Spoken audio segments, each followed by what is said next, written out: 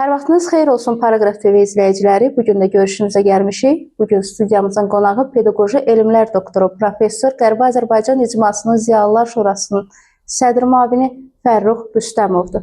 Fərrux müəllim, xoş gəlmisiniz studiyamıza. Çox sağ olun, təşəkkür edirəm. Fərrux müəllim, Qərbi Azərbaycanla bağlı xatirələrinizi bizimlə bölüşərdiniz. Təşəkkür edirəm. Qərbi Azərbaycan haqqında danışmaq, xatirələri dilə gətirmək həm sevincli anları yaşamaqdır, uşaqlığı yaşamaqdır, həm də nisgilli günləri yada salmaqdır ki, bugün həmin ərazidə bir nəfər də olsun Azərbaycanlı yaşamır. Mən 1961-ci ildə yanvar ayının birində Qərbi Azərbaycanın Cəmbərək rayonunun Çil kəndə anadan olmuşam. Bizim kəndimiz Göyçə gölünün düz yanında yerləşirdi. Kəndlə gölün arasında kilometrdən biraz artıq məsafə var idi. Kənd üç tərəfdən hündür dağlarla əhatə olunmuşdu. Ön tərəfdə isə Göyçə gölü bir amfiteatr xatırladırdı. Kənd olduqca müasir kənd idi. Kənddə müasir məktəb binası, 3 tədris binası var idi. İkisi 2 mərtəbəli idi, biri isə 3 mərtəbəli idi. Son dövrün tələblərinə uyğun tikilmişdi. 740 nəfəri idi sonuncu məktəb binası. Hətta böyük kolxozun, sonralar isə savxozun inzibati binası var idi. Müasir dərman, müasir hamam, müasir univermaq, müasir məişət evi, kənddən rayon mərkəzinə qədər ən müasir asfalt döşənmişdi. Kəndin altından dəmir yolu keçirdi. Logistika çox yaxşı idi. Həm Azərbaycana gəlib getmək üçün, həm İrəvan şəhərinin özünə gedib gəlmək üçün. İnsanlar çox rahat və xoşbəxt yaşayırdılar. Amma çox təəssüf ki, zaman-zaman ermənilər bizim burada yaşayan insanların həmişə ahəngini pozublar, həyatını pozublar. Belə demək olarsa, cəhənnəmə döndəriblər.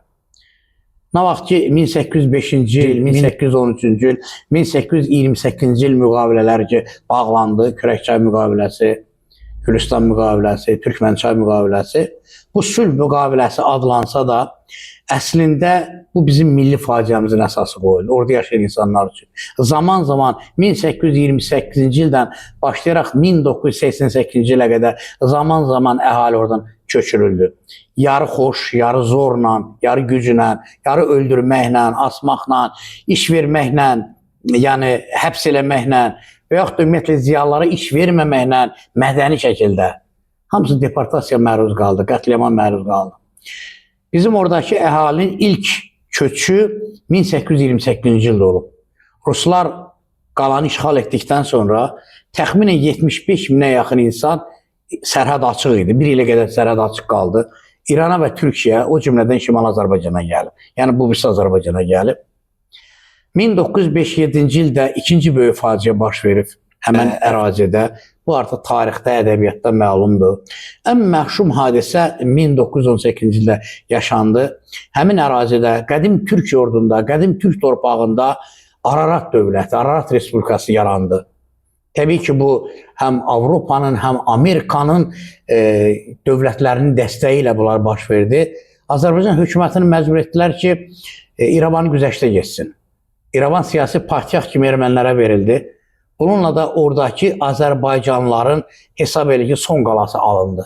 1918-ci ildə təxminən 100 mindən artıq insan didərgin düşdü Azərbaycanın başqa-başqa ərazilərinə. Bolşeviklər hakimiyyətə gəldikdən sonra tədricən geri qayıtma prosesi baş verdi. 1923-cü ildə artıq demək olar ki, gedənlərin böyük əksəriyyəti 100 min artıq əhali qayıtdı gəldi. Hissəsi və dinç həyat şəraiti başladı. Amma ermənilərə bu dinçlik vermirdi. Türkləri buradan zaman-zaman qovmaq lazım idi. Bunların məqsədi nə idi? Xaricdəki erməniləri gətirmək, özlərinə dövlət yaratmaq və o dövrdən də deyirlər ki, biz böyük Ermənistan yaradacağıq. Onların xəritəsində yaratdıqları xəritə. Nə Azərbaycan var, nə də Gürcistan var. Dənizdən dənizə hamısı onların əraziləri idi. Bir mif uydurmuşdular Tiqran dövründən bu yana və uşaqlar da anadan olanlar onları ilə başa salırlar ki, sənin düşmənindir. Bu ermənilər ki, Moskvada ki, vəzifədə idilər, bunların əlləri çox hər yerə çalışırdı, hər yerə işləyirdi. Və bunlar Stalinlə belə razılığa gəldilər ki, O Ermənistanda yaşayan Azərbaycanlıları Azərbaycan Kür-Araz ovalığına köçsünlər və xaricdəki ermənilər də Ermənistana köçsünlər. Onlar gəlsinlər, görsünlər ki, Sovet hökumətində cah-cəlaldır. Əslində ermənilər gələndən sonra gördü ki, bunlar hamısı yalan imiş, belə bir şey yoxdur. Onlar özləri peşman olmuşlar və onların gələndə də pasportlarını almışlar, geri qayıda bilmədilər onlar. Bədbəxt oldular onlar. 1948 53-cü illərə qədər xeyli əhali köçürüldü oradan da. 100 minlərlə əhali köçürüldü. O cümlədən bizim kənddən xeyli əhali köçürüldü. Amma ən böyük faciə 1987, 91-ci illərdə oldu. Birinci bilirsiniz ki, Qafan hadisələri baş verdi. Sonra Şirazlıda böyük hadisə baş verdi. Türkiyə sərhəddinə yaxın bir ərazidə Qərbi Azərbaycanın. Sonra Qarabağda, Xankəndində başlanan mitinglərin dalğası genişləndi və dözülməz bir şərait yarandı. Ermənilər tərəfindən Azərbaycanlılara qarşı təcavüz, evlərin yandırılması, ot dayalarının od vurulması, gedən gələn maşınların daşa basılması və əhali çox qısa bir vaxtda məcbur oldu ki, oranı tərk etsinlər. Çox təəssüf ki, o dövrdəki Azərbaycan hakimiyyəti Qərbi Azərbaycanlara dəstək vermədi, onları qorumadı. Əksinə maşın göndərdi arxalarında ki, çox qısa 1-2 həftə ərzində onlar oradan köçsünlər. Rus qoşunu ki, gəldi, yerləşdi oraya və bizim o dövrdə mən kənddə yaşamırdım, Bakıdaydım, amma mən kəndə getmişdim. 88-ci ilin dekabr ayı idi, insanların böyük əksəriyyəti köçmüşdü. Mən kəndə girəndə vahimiyə gəldim. Kənd dedim də gölün qırağından belə düz yoldur, gedirsən kəndə tərəf. Evlərin arasından geçilə bir qəbir daşları üstünə gəlir. Evlər deyil, qəbir daşıdır. Hər tərəfdə zəncirdə qalan itlər, pişiklər yoldaşır, o toyuq qalıb, qaz qalıb, həyat dəhşətli bir mənzərə. Heç kəs yoxdur.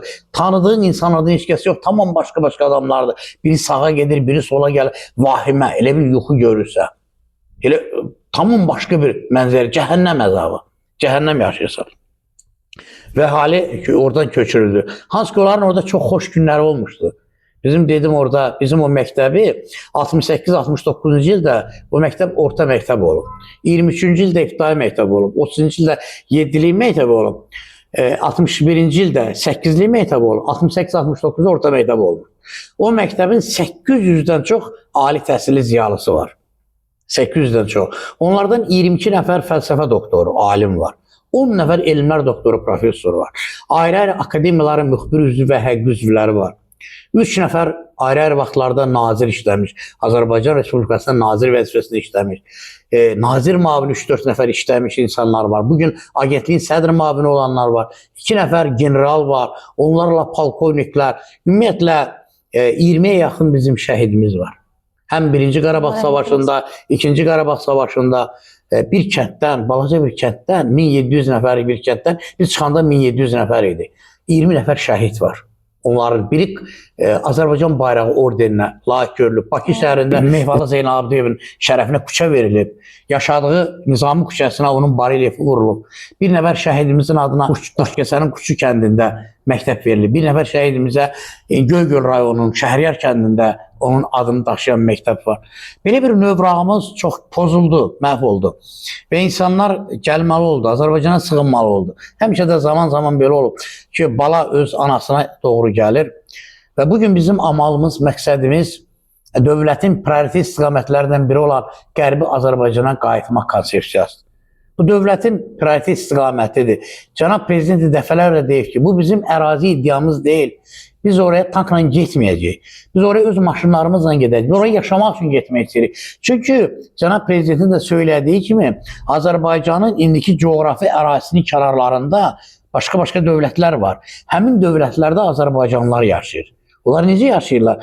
Həmin ölkələrin daxili birgə yaşayış qaydalarına uyğun yaşayırlar. Həmin dövlətlərin deyək ki, iqtisadiyyatına, siyasətinə, mədəniyyətinə töhfə verirlər. Biz niyə yaşamayaq Ermənistanda? Bu bizim dədə-baba torpaqlar, bizim haqqımızdır. Bizi orada babalarımızın, atalarımızın ruhu çağırır. Qırılmış, sındırılmış, dağıdılmış, yox edilmiş qəbirstanlıqlarımız var orada. Biz heç olmasa ziyarət eləməliyik, orada yaşamalıyıq. Və zaman-zaman tarixən belə şeylər həyatda, dünyada çox olub ki, illər sonra insanlar oraya qayıdır. Və bizim qayıtmaq şərtimiz bundan ibarətdir ki, Qərbi Azərbaycana qayıdış konsepsiyasının əsas 3 maddəsi var, müddəası var. Birincisi, oraya qayıdan insanların təhlükəsizliyi təmin edilməlidir. İkincisi, sülh şəraitinə qayıtmalıdır. Ləyaqətli şəkildə qayıtmalıdır. İnsanlar bərabər hüquqlu orada yaşamalıdır və öz həmən yaşadıkları respublikanın, dövlətin iqtisadiyyatına, siyasətinə, mədəniyyətinə, ədəbiyyatına tövbə verməlidir. Nə cür əvvəl olurdu, indi də elə olmalıdır. Biz sülhə doğru gedirik. Artıq cənab prezident Amerika Birləşmiş Ştatlarında Amerika prezidentinin iştirakı ilə sülh sazişini paraflayıb.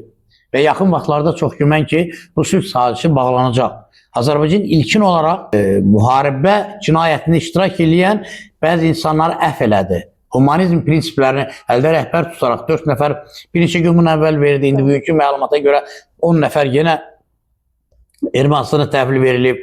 Bizim ərazimizdən onları qatar keçir olaraq ki, başqa ölkələrdən gələn ərzaq məhsulları aparırlar. Bizim özümüzdən artıq neft məhsulları gedir. Biz bəli, ixrac edirik, neft ixrac edirik. Bunlar bizim ilkin humanist addımlarımızdır. Bəs Ermənistan bunun qarşısında nə edir? Yəni sülhü gecikdirirlər. Onların alimləri, yazarları, kitab yazanları, dərslik yazanları, revanşsız qüvvələr yenə də Azərbaycanlılara təhlükə yaratmağa çalışırlar, hədə qorxu gəlirlər. Hansı ki, bunların heç bir əsası yoxdur. Azərbaycan Respublikasının prezidenti cənab İlham Əliyevin dediyi kimi dəmir yumruq yerindədir. Azərbaycan ordusu, qəhrəman Azərbaycan ordusu yerindədir. Hər an düşmənin hər bir hərəkətinə cavab verməyə biz hazırıq. Amma biz dinçlik istəyirik. 10 illərlə, 100 illərlə vuruşmaq olmaz. Dinç şəraitdə yaşamaq lazımdır. Və əgər həm Ermənistan üçün, həm Azərbaycan üçün hesab edirəm ki, bu yaxşı nəticələr verə bilər. Regionda sülh böyük inkişafa, tərəqqiyə səbəb ola bilər. Böyük Avropa dövlətləri, başqa investisiyalar çox ola bilər. İnsanlar azad yaşaya bilər. Ermənistanın heç bir logistikası yoxdur. Onların dəmir yolu hər tərəfdən bizdən gəlib keçir, bizdən asılıdırlar. Bunlar nəyə bəhanədirlər? Əgər onlara Türkiyə ilə sərhəd açıla bilər, Azərbaycanla sərhədlər açıla bilər. İqtisadiyyatı bəli, pis vəziyyətdə yaşayan Ermənistan çəkilənə bilər. Bu sülh bizdən çox onlara lazımdır ki, biz onsuz da ərazilərimizi düşmənlə azad eləmişik və Azərbaycan bütün ərazisi tam Azərbaycan yurisdiksiyasındadır. Və onlara lazımdır ki, belə sülh sazişinin bağlanması ki, onlar arasındakı əlaqələr getdikcə daha da açılsın. Bir əsrdə dəfələrlə deportasiyaya qalmış Azərbaycanlılar olaraq niyə bu qədər unutqanlıq? Misal üçün, biz etdiyimiz yaxşılıqları ermənilər unudur. Onların bizə etdiyi pisliyi də biz unuduruq. Və nəticədə dəfələrlə deportasiyaya qalmışıq, torpaq itirmişik, şəhid vermişik. Bunun üçün bundan sonraki nəsillərə nələr ötürülməlidir? Bir reallıq var ki, bu ermənilərin dövləti olmayıb, zaman-zaman başqa dövlətlərdə yaşayıblar və əməllərinə görə də qovulublar. Həmişə əziliblər, sıxılıblar. Əzildikcə, sıxıldıqca da möhkəmləniblər. Onları bu ərazilərə Çar Rusiyası gətirib. Onlar öz başına bu ərazilərə gələ bilməzdi. 1828-ci ildə 40 min ailə İrandan gəlib, 80.600 nəfər isə Osmanlıdan gəlib. 1915-ci il hadisələrindən sonra Osmanlıdan gələnlərin sayı da daha çoxaldı. 40-cı illərdə, 50-ci illərdə. Həmişə bunlar Rusiyanı, yəni indiki o Çar Rusiyası ki, bunlara dəstək verdi, havadarlıq elədi bunlara və onları köçürtdülər, gətirdilər. Bu qətiyyən ermənilərin gücü deyil. Yəni tarix var, arxiv var, nə yansa da arxivlər yanmır. Bütün sənədlər var. Nikolay Şavrov yazır ki, bugün Cənubi Qafqazda 1910-cu ildə çıxıb kitabı onu. 1.300.000-ə yaxın erməni yaşayır. Onun 1 milyonu biz köçürmüşük. Əgər siz sənədlərə baxsan, hamısı köçürmədi. Ondan əvvəlkilər də. Deyək ki, 1828-ci ildə İrəvan şəhərində 20 min insan yaşayırdı. Onun cəmi 4.000-ə yaxın erməni idi. O da sonraki dövrdə gəlmişdi. Esbirəzin kilsəsindən sonra 3 kilsədən sonra veriləndən sonra onlar gəlib orada məskunlaşmışlar. Azərbaycan bilirsiniz o dövrdə zəif idi. 1918-ci ildə yeni yaranmış Azərbaycan dövləti zəif idi. Ordusu yox idi. Ordu yox idi. Bilirsinizmi, Çar Rusiyası dövründə Azərbaycanlılar orduya almırdılar. Çox az idi bizim generallarımız. Peşəkar zabitlərimiz çox az idi. Və bütün bunlara baxmayaraq biz Rus qoşunların qarşısında dayana bilmirdik. Onlar Andranik'in dəstəsi və erməni paşaların dəstəsi, onlar paşa deyirlər, onlar Türkiyədən gəlmişlər. Onlar bilirsiniz nizami orduydu. Türkiyədən çıxandan sonra gəldilər onlar Cənubi Qafqaza. Cənubi Qafqaza gəldilər və bunlar bütün bizim başımıza bu hadisələr gəldi. Bizi məcbur etdilər ki, biz İrəvanı siyasi mərkəz kimi onlara güzəştə getdik. Məcbur olduq. Sonra da hakimiyyət onların ələ keçdi. Bütün Azərbaycanlıları hakimiyyətdən uzaqlaşdırdılar, erməniləri yerləşdirdilər. Belə-belə də təbii ki, bu proses davam elədi. Sonra siz təsəvvür edin, orada erməni Bakıda Mirzayan Azərbaycan Mərkəzi Komitəsinin birinci katibi idi. Mikayan Rastovda birinci katibi idi. Arcanagizin arvadı erməni idi. Birbaşa erməniləri müdafiə edirdi. Yəni, arxiv sənədləri oxudu, adam dəyişikliyə gəlir. Və hələ şükür eləyirsən ki, nə yaxşı biz belə qala bilmişik. 48-ci ildə Stalin əlinlə köçürtdülər. Hələ müharibə başlamamışdan qabaq Azərbaycan əhalisini bütövlükdə burada sürgün etdirmək istəyirdilər. O vaxt onun qarşısı alındı. 48-də amma bunu dayandırmaq mümkün olmadı. Əhali 100 mindən çox Azərbaycana gəldi. Onlar da gəldi dağdan, böyük qayalıqlarda yaşayan, dağda, çəmənlikdə, gül içində yaşayan insanlar gəldi. Azərbaycanın istisi Kür Araz ovalığında çox xəstələndi, öldü. Bəziləri geri qayıtdı, bəziləri də həyatından vidalaşmalı oldu. Və sonraki hadisələr. Bəli, bu bizə bir dərs olmalıdır. Biz tarixdən dərs götürməliyik. Tarix dərs götürmək üçündür. Tarixi biz nə üçün gecir məktəblərdə? Bu kitabları biz nə üçün yazırıq?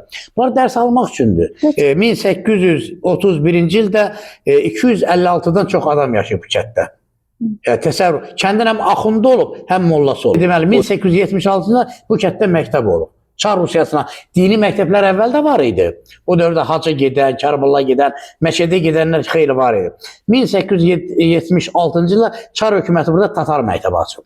Yəni, müsəlman məktəbi açıb o dövrdə.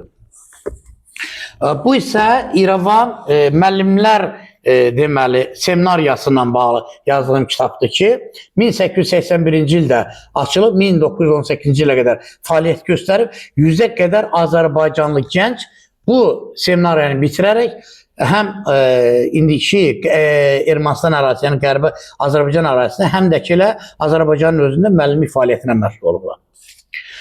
Bu kitab isə İrəvan Gimnaziyası, bu da 1881-ci ildə yaranıb. Burada xeyli insanlar təhsil alıblar, ermənilər, gürcülər, ruslar, ukraynalılar, o cümlədən Azərbaycanlılardır. Mənim araşdırmama görə 150 nəfər Azərbaycanlı bu gimnaziyanı bitirib diplom alıb.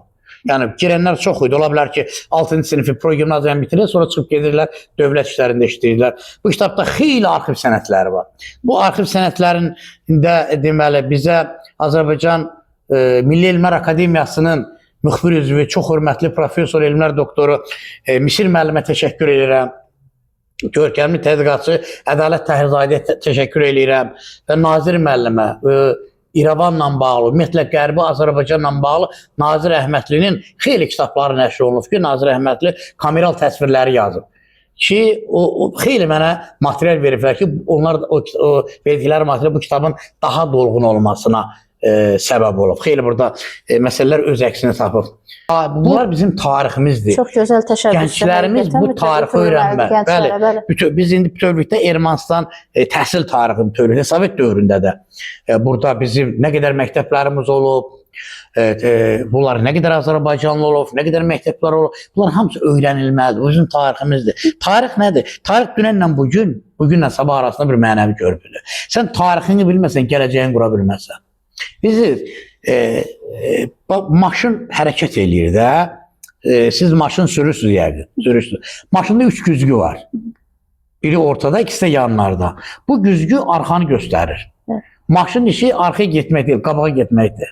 Amma güzgülər arxanı göstərir. Nə üçün? Maşın qəza törətməmək üçün hökmən arxaya baxmalıdır sürücü. Millət də belədir də. Millət qəza törətməmək üçün öz imzasını imzalar üçünə qoymaq üçün arxaya baxmalıdır, keçmişinə baxmalıdır, dünəninə baxmalıdır. Mən harada səhv etdim, nələrdə səhv etdim? Biz tarixi öyrənməliyik. Tarix müəllimdir, biz humanist müəllimik. Tarix bizi kimi deyil, tarix amansız müəllimdir. 1918-ci ildə Bakıda 50 min adam öldürüldü və indiki şəhidlər xiyabana dəfn edildi və orada məscid tikilməli idi, tikilmədi. Bolşeviklər gəldi, o şəhidli cəmhərəkət deyirdilər o vaxt ona. Ləğv elədilər, park elədilər. Biz üstündə gəzinti elədik. Tariximizi o səhifəsini unutduq. Elədirmi? 1990-cı ildə yanvarın 19-20-sinə keçən gecə tarix həmən hadisəni bizim başımıza gətirdi yenidən. Ki sən tarixinin bu səhifəsini yaxşı bilmirsən, zəhmətçi yenidən öyrən. Əgər biz tariximizi, bu 30 illik tariximizi və bundan əvvəlki əsrlik tariximizi ki, ən azı 1828 ildən sonraki tariximizi əzbərləməsək, bilməsək, ondan dərs almasaq, gələcək hadisələrdən soğurtalanmamışıq. Cənab Prezident özü də dəfələrlə deyib ki, bizim düşmənlərimiz çox təhlükəli və hiləgərdir. Hər tərəfdə.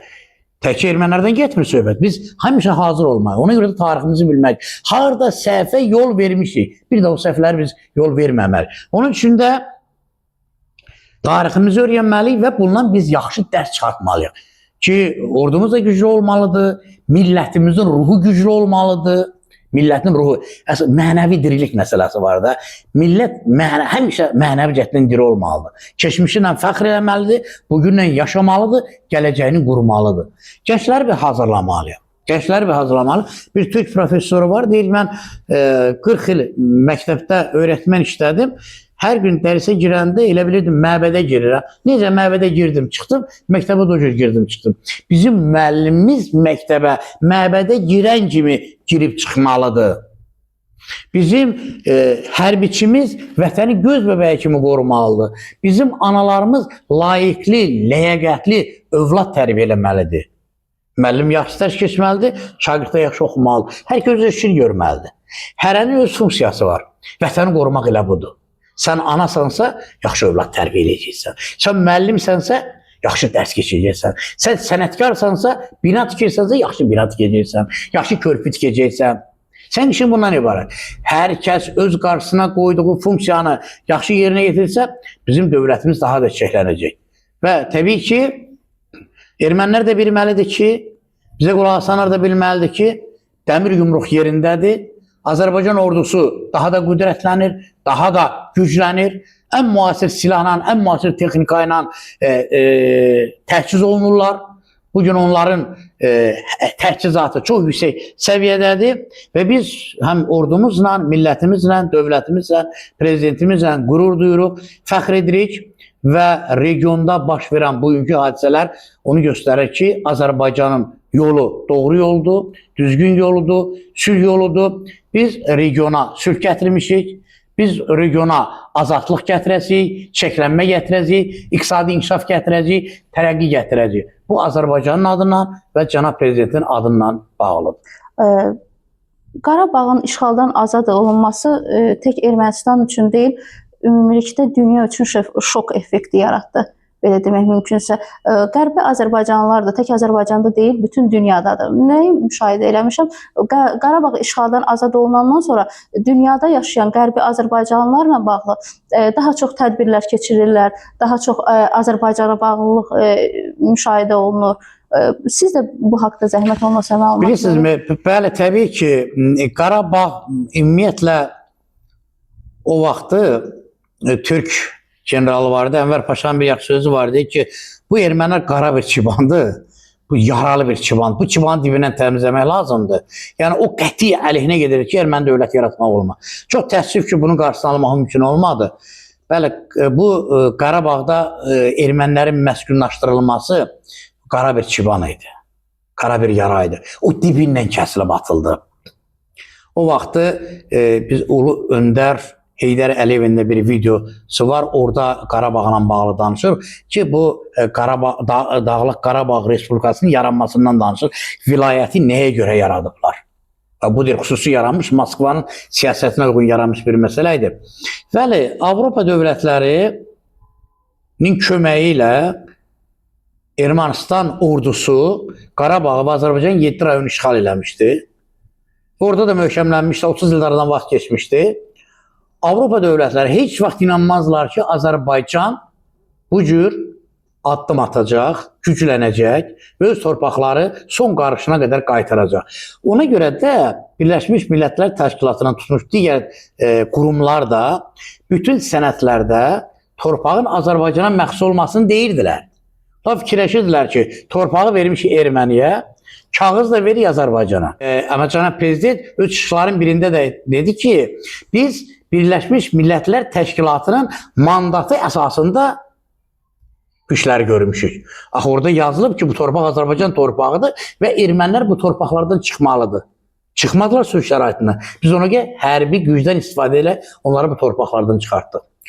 Təbii ki, bu təkcə həm Azərbaycan üçün, həm Ermənistan üçün, həm Gürcüstan üçün bu bölgənin inkişafına çox böyük töhfə verəcək. Birazdan sonra siz görəcəksiniz ki, ermənilərin özləri də, indi revanşistlər var ki, danışırlar, yazırlar, yenə də əleyhimizə yazırlar, tarixi yenə də saxtalaşdırırlar, kitablar buraxırlar, biz qədim xalqıq. Bunlar müəyyən dövrdən sonra buna adaptasiya olacaqlar.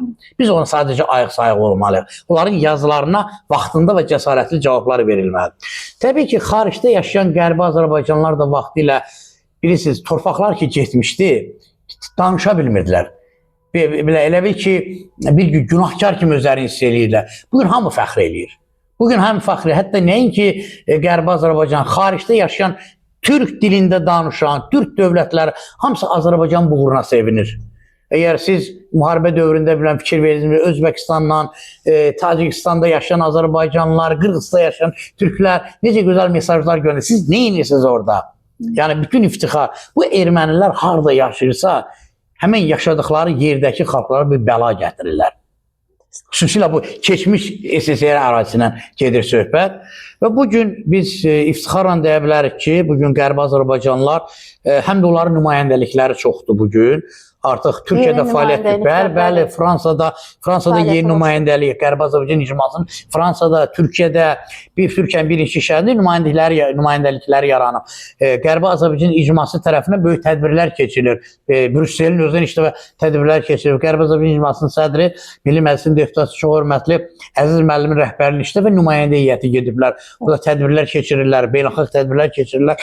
Və onu deyim ki, və Birləşmiş Millətlər Təşkilatı ondan çox Qərbi Azərbaycan icmasının ondan çox sənədini yayıb.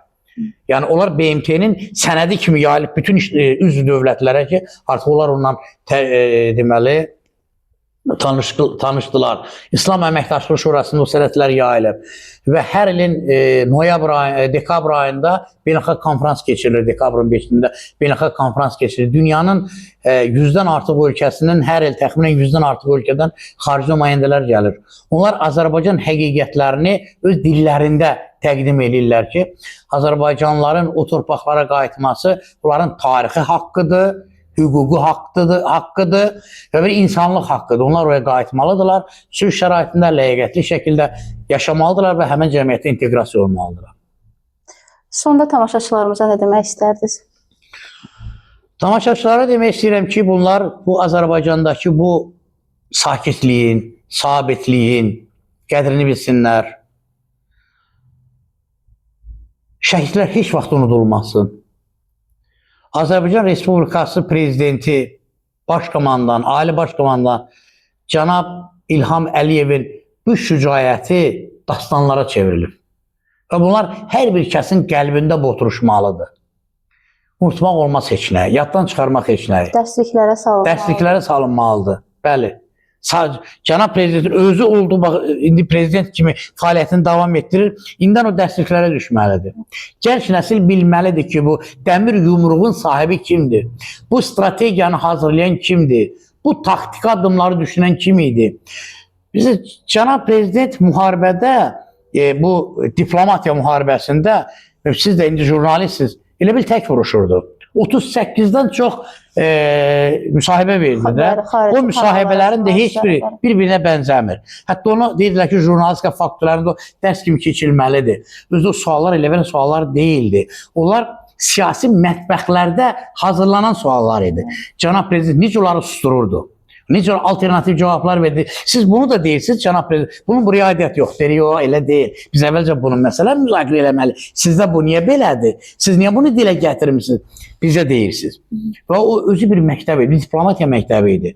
Həm ordu komandalarına dəfə görüşlər keçirirdi, öz göstərişlərini verirdi. Və o 3 rayondakı heç bir güllə atılmadan, Heç bir insanın burnu belə qanamadan sülh şəraitində bu onun qüdrətidir. Bu sərkərdə qüdrəti idi ki, o rayonları 3 rayon da onlar heç bir silahsız, atəşsiz də o rayonlar özümüzə qayıtdı və yavaş-yavaş gördüyümüz ki, Azərbaycan torpaqları son damla qanına qədər Azərbaycan suveren ərazisi Azərbaycana qaytarıldı. Azərbaycan mən deyirəm, heç vaxt belə qürurlu olmuyor. Bilirsiniz, 1828-də ermənilər buraya gələn indiyə qədər həmişə zaman torpaq itirmiş. Azı çoxu yoxdur. Biraz deyək ki, biraz çox gedib əvvəlcə, Qərb Azərbaycan bütöv gedib. Sonra arxasında Zəngəzur gedib, Göyçə gedib. Sonra nə bilim, Sovet dövrünün özündən biraz Tovuzdan gedib, biraz Qazaxdan gedib, biraz Daşkəsən, biraz yavaş-yavaş gedib. Amma Xətaydan bu yana Cənab Prezident ilk dəfə o torpaqlarımızı geri qaytardı. Heç kəs inanmazdı buna. Ancaq Prezident bunu fikirləşirmiş, düşünürmüş. Bu addımı atmaq üçün də onun güclü ordunu qururmuş. Döyüş vaxtı tamam başqa bir ordu meydana gəldi. Qara paltarlar vardı, yarasalar deyirlər. Bu ermənilər demiş ki, o xarici döyüşçülərdir. Amma paradda görürlər ki, onlar bizimkilərdir. Onlar bizimkilərdir. Ermənilərin qorxulu rüyasına çevirmişdi. Bəli, qorxulu buydu. Qorxulu rüyasına çevirmişdi. Hətta bir erməni etiraf edir ki, biz Şuşada kazarmanın qabağına cipsi tökmüşdük ki, gələndə ayaq izdə səslər o səs elir. Səs eləyəcək, biz biləcəyik. O əskərlər nə cür gəlirdi, nə cür gedirdi, heç kəs görmürdü. Elə bir gözə görünməz idilər, gözə görünməz idilər. Biz onları görmürdük, onlar bizi vururdular, öldürürdülər. Vururdular, qarşıdakini deyir, vururduq, yerə qalxırdı. Qarşıdakini vururduq, yerə qalxırdı. Elə bir vahiməli rüya yaranmışdı. Onlar üçün rüya. Və bu gün də Azərbaycan əskəri onlar üçündür. Biz bu inamı, bu diriliyi, mənəvi diriliyi, bu ruhu yüksəkliyi həmişə yüksəkdə saxlamalıyıq. Bu gedişat göstərir ki, biz Qarabağda necə bugünkü gün gedirik, səyahət edirik, nə vaxtsa Qərbi Azərbaycana da gedəcəyik, öz dədə-baba torpaqlarına. Getdiyiniz gün onu necə təsəvvür edirsiniz? İlk hara gedəcəksiniz? Bilirsiniz, yurt yeri, kəndlərdəki yurt yeri gedəcəyin yer qəbirstanlıqdır. İkinci sənin evindir. Birinci hökmən qəbirstanlıq. Qəbirstanlıq 1000 illərin tarixidir. Sən əgər əlini nəsib olsa, əlini o daşa qoysan, elə bir 100 illərin, 200 illərin tarixini yaşayırsan, tarixinlə danışırsan. Ev dünən tikib gəlmişik də, o qədər onun böyük tarixi yoxdur. O ancaq sənə məxsusdur. Qəbirstanlıq millətə məxsusdur. O daşlar ki, qırılıb, sındırılıb, məhv edilib, onlar hayqırır, qışqırır, məşum səsi var. Sizcə qalıbmı bizim qəbir daşlarına? Bir neçə, deməli, bu yaxında çox hörmətli Əziz müəllimin bir kitabı çıxmışdı, Qərbi Azərbaycanla bağlı, Qərbi Azərbaycan tarixi necə ilə, oradakı qəbirlərin hamısının şəkilləri verilib, hamısı dağılıb. Cəmi bir neçə kənddə qəbirstanlıq qalıb. Birində ümumiyyətlə dəyməyiblər. Onlar başa-baş kəndə dəyişiblər. Azərbaycanlılar onların qəbirstanlığını qoruyur. Oradakı ermənilər də bu qəbirstanlığını qoruyur. Bizim kənddə qəbirstanlıq demək olar ki, dağıdılıb. Qəbirstanlıq əsər əlaməti. Bizim kənddə həm Oğuz qəbirstanlığı var idi, həm Alban qəbirstanlığı var idi. Həm iki, deməli, lap qədim dövrdə müsəlman qəbirstanlığı, bir də son qəbirstanlıq var idi. O birisi qəbirstanlıqda ümumiyyətlə əsər əlaməti yoxdur. Hamısı düzdüyüblər. Bizim qəbirstanlıq da dağın, deməli, son dövrdə salınan qəbirstanlıq dağın sinəsində salınmışdı ki, yağış gələndə, sel gələndə onu yuyub aparması. Orada da çox az qalıb, bir neçəsi qalıb, orada darmadağın olur. Amma hər halda o qəbrin içəridə altdakılar durur da. Siz o Dədə Qorqud kinosu var. O kinonun əvvəlindəki o qəbirstanlığı göstərir. O vahiməli səsləri görürsünüz də, o səslər çıxır da. Yəni, kinonun elə bir etimatı ruhudur da. Bax, o qəbirstanlıq bugün bizim üçün odur. Biz o qəbirstanlığa getərdim oraya, diz çökərdim orada, onlardan bir üzr istəyərdik ki, bağışlayın ki, biz sizi qoruya bilmədik. Amma biz gəlmişik. Biz vəfasız olduq. Getdik, amma nə vaxtsa qayıtmışıq. Siz bizi bağışlayın, biz sizi bərpa elə. Ermənilər qəbirstanlığı dağıdırlar. Hamısı niyə dağıdırlar bilsəm? Onlar evdə uçurdurlar, körpülər də dağıdırlar, bəzilərini, məscidləri də dağıdıblar. Olsun, böyük bir məscid yoxdur, olsun. Şəkilləri var. O şəkillə, o şəkillə biz həmən məscidi ondan da yaxşı bərpa eləyəcəyik. Bəli, etmişik də. Edəcəyik. Necə ki, Azərbaycanda edirik, orada da edəcəyik. Amma qəbirstanlığı bərpa eləməz. Qəbirstanlığın bərpa variantı yoxdur. Qəbirstanlığı dağıdıblar, şumluyublar, əkin yer eləyiblər. Hansı qəbir hardadır, necə bərpa eləyəcəksən? Görün nə qədər Yerində ev vandal tikib, verməklə. infrastruktur qurublar üstündə. Binalar tikiblər. Yol bəhanəsi ilə yol salıblar. Stadion tikiblər. İndi bəzi kəndlərdə vardı, düzəngahda yerləşirdi. Orada ümumiyyətlə qəbirstanı düzəngahda. Bizdən də sonuncu qəbirstanı dağın sinəsində idi, hündürdə idi. Oraya bir şey elə bilmirlər. Digər qəbri qazılar, üstünə erməni bastırırlar. Sonra araşdıracaqlar, 20 ildən sonra, 50 ildən sonra biz bir xarici ilə bir yerdə oradan qəbirstanlıqdan bir erməni çıxacaq. Yaxasında tutaq ki, erməni xaçı. Buna sübut edəcək, bax bu qədim qəbirstanlıq erməni qəbirstanlığı. Bunlar bu deməli Kəlbəcərdə bir sex tapılmışdı. Daşların köhnə variantına uyğun bir şey düzəldilər. Yerlərə basdırırdılar ki, Güya keçmişlər. Yəni bunlar belə çox hiyləgər, çox təhlükəli, çox qorxulu, çox həm də bacarıqlı insanlardır. Ona görə biz onların bütün siyasətini bilməliyik, bütün hilələrini bilməliyik. Onlara qarşı da adekvat öz işimizi görməliyik. Biz inanırıq ki, mütləq o torpaqlara qayıdacağıq. İnşallah. Sizə arzulayıram ki, siz tezliklə, siz ümumiyyətlə Qərbi Azərbaycanlılar öz ata-baba torpaqlarına qayıtsın. Növbəti kitablarınızı artıq qayıdışla bağlı yazasınız siz. İnşallah. Çox sağ olun. Dəvətimizi qəbul edib gəldiniz.